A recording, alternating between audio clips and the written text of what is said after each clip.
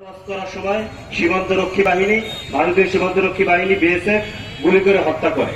হত্যা করার পরে ওই মেয়েটার লাশ টেনে ভারতের ভেতরে নিয়ে যায় এবং 2 দিন পরে তার পরিবারের কাছে লাশ ফেরত দেওয়া হয়।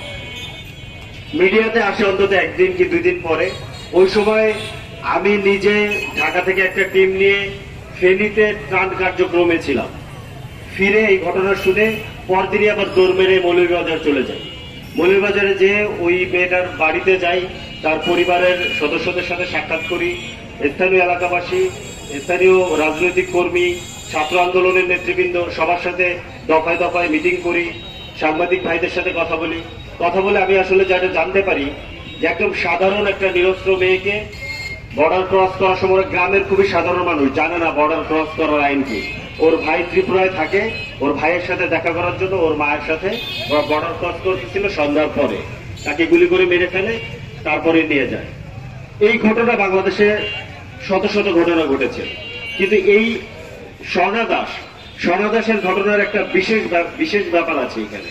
বিশেষ ব্যাপারটা হচ্ছে এর 2 দিন পরে ইন্ডিয়ার একটা মিডিয়াতে নিউজ ছাপানো হয় যে বাংলাদেশে নাকি রেজিম পতনের পরে, খুনি শেখ হাসিনা পতনের পর থেকে হিন্দুদের উপরে নাকি ব্যাপক মাত্রায় নির্যাতন চালানো হচ্ছে। নির্যাতনের মাত্রা এরকম যে দলে দলে হিন্দুরা নাকি এখান থেকে বর্ডার ক্রস করার জন্য লাইন দিয়ে দাঁড়িয়ে আছে। এই মেয়েটা এবং তার পরিবার এর আগে নাকি 3 বার বর্ডার ক্রস করার জন্য চেষ্টা করেছে, পারেনি। এবং যেদিন তাকে মারা হলো, বিএসএফ তাকে যেদিন মারলেন, তাদের মিডিয়া বলছে এটা নাকি আমাদের বিজিবি গুলি করে তাকে মেরেছে, যাতে সে আসলে বর্ডার ক্রস করে না যেতে পারে।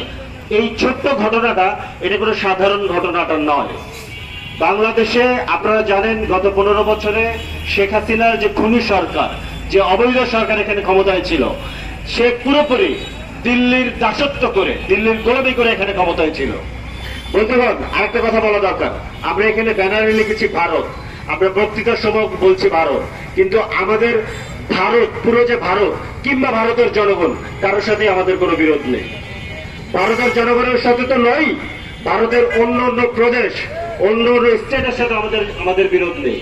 আমাদের বিরোধ হচ্ছে স্পেসিফিক্যালি দিল্লির সাথে। দিল্লির যে এস্টাবলিশমেন্ট, সেই এস্টাবলিশমেন্টে বিজেপি ক্ষমতায় থাকুক অথবা কংগ্রেস ক্ষমতায় থাকুক, তাতে কিচ্ছু যায় আসে না। তারা তাদের যে সাম্রাজ্যবাদী আচরণ, সেই আচরণ তাদের ভেতরে যেমন করে, তাদের বাইরেও করে। দিল্লি শুধু ইন্ডিয়ার ভেতরে নয়, ইন্ডিয়ার পার্শ্ববর্তী যতগুলো রাষ্ট্র আছে, দক্ষিণ এশিয়ার যতগুলো রাষ্ট্র আছে, প্রত্যেকটা জায়গাতে তারা তাদের গোলাম সরকারকে ক্ষমতায় রেখেছিল। প্রত্যেকটা জায়গার জনগণ তাদের গোলামগুলোকে ছেটিয়ে বিদায় করেছে। সর্বশেষ জুলাই গণ অভ্যুত্থানের মধ্য দিয়ে আমরা খুনি শেখ হাসিনাকে এখান থেকে বিদায় করেছি। আর কোথাও দিল্লি নেই, দক্ষিণ এশিয়ার আর কোথাও দিল্লি নেই। দিল্লি এখন শুধুই দিল্লিতে আছে, আর কোথাও নেই। 7 সিস্টারে দিল্লি নেই, কাশ্মীরে আগে থেকেও ছিল না, দক্ষিণ ভারত দিল্লিকে পৌঁছে না, কেউ দিল্লির সাথে নেই। তো অতএব আমাদের এই লড়াই শুধুমাত্র দিল্লির বিরুদ্ধে লড়াই। ভারতের জনগণ, মিডিয়ার জনগণ এবং ইন্ডিয়ার অন্যান্য যে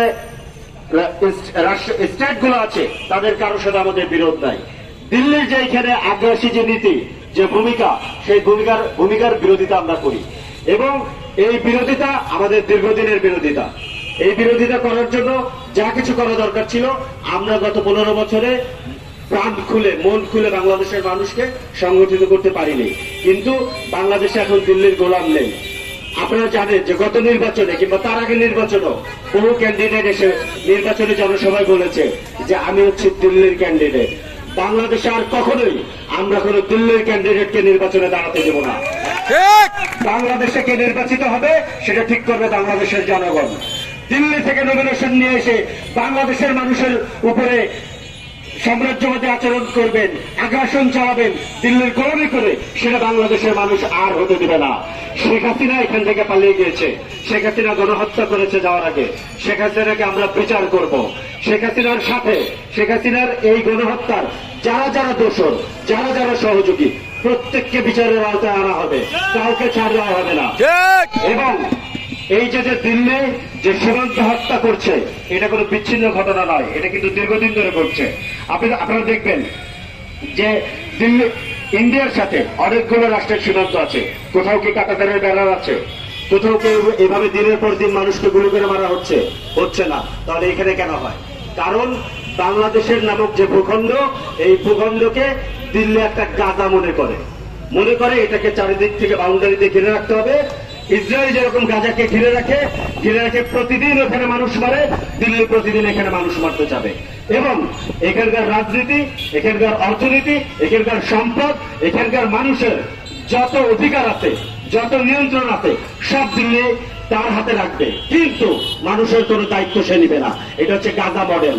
এই মডেল ইসরায়েল থেকে আমদানি করেছে দিল্লি ইসরায়েল থেকে আমদানি করার পরেই 2000 সালের পর থেকে দেখবেন এখানে কাঁটাতারের বেড়া দেওয়া হয়েছে। গত 20-25 বছরে কাঁটাতার দিয়ে 3 দিক থেকে ঘিরে ফেলা হয়েছে বাংলাদেশকে।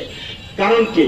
কারণ হচ্ছে ওরা এখানে এটাকে একটা গাদা মনে করে যে এদের মানুষকে যখন তখন মেরে ফেলা যায়। এখানে কে ঢাকায় সরকার থাকবে, কে থাকবে না, সেটা দিল্লি ঠিক করে দিবে। এখানকার অর্থনীতি কি হবে, এখানকার বাণিজ্য নীতি কি হবে, সবকিছু দিল্লি ঠিক করে দিবে।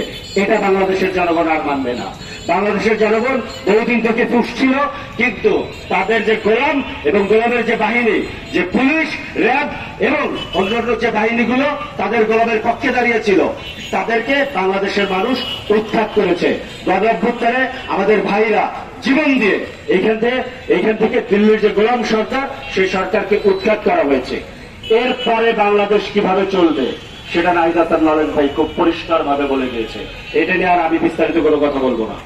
কিন্তু দিল্লির সাথে আমাদের যে লড়াই, এই লড়াই কিন্তু শেষ হয়ে যায়নি বন্ধুগণ।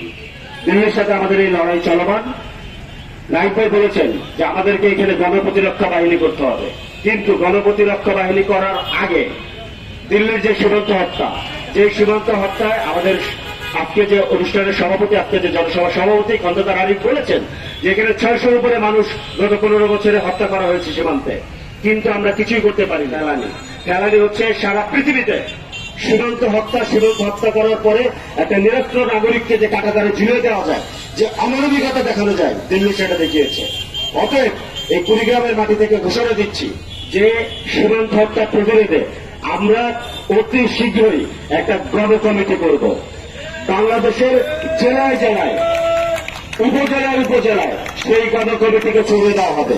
এই গণ কমিটির কাজ হবে সীমান্তে যদি আর একটা গুলি চলে, বাংলাদেশের জনগণকে সাথে নিয়ে সেই গণ কমিটি সীমান্ত অভিমুখে মার্চ করবে, সীমান্তকে ঘেরাও করবে। এমনিতে আমরা আপনাদেরকে ছেড়ে দিব না। এবং বাংলাদেশের সরকারকে আমরা বলবো, নতুন যে বাংলাদেশ তৈরি করার কাজ আপনারা করছেন, সেই কাজের জন্য বাংলাদেশের যারা দেশপ্রেমিক সেনাবাহিনী আছে, যে সেনাবাহিনী এই গণঅভ্যুত্থানের মধ্যে বাংলাদেশের জনগণের পক্ষে এসে দাঁড়িয়েছিল, আমাদের ছাত্র ভাইদের সামনে শিল্ডের মতো দাঁড়িয়ে গিয়েছিল, সেই সেনাবাহিনীকে দিয়ে বাংলাদেশের এই যে ছাত্র তরুণ যাদের এখানে নতুন করে নবজাগরণ হয়েছে, এই ছাত্র তরুণদেরকে নিয়ে যাদেরকে ট্রেনিং দেওয়ার আহ্বান জানাবো, ট্রেনিং দিয়ে এখানে গণপ্রতিরক্ষা বাহিনী গড়ে তোলা হবে। যদি দিল্লি থেকে আবার কোনো উস্কানি দেওয়া হয়, বাংলাদেশের জনগণকে সাথে নিয়ে আমরা তার সমুচিত জবাব দিব। এবং আমরা দিল্লিকে আরো সাবধান করতে চাই, খুনি শেখ হাসিনাকে আপনারা আশ্রয় দিয়েছেন, সে প্রতিদিন ওখানে বসে ষড়যন্ত্র করছে।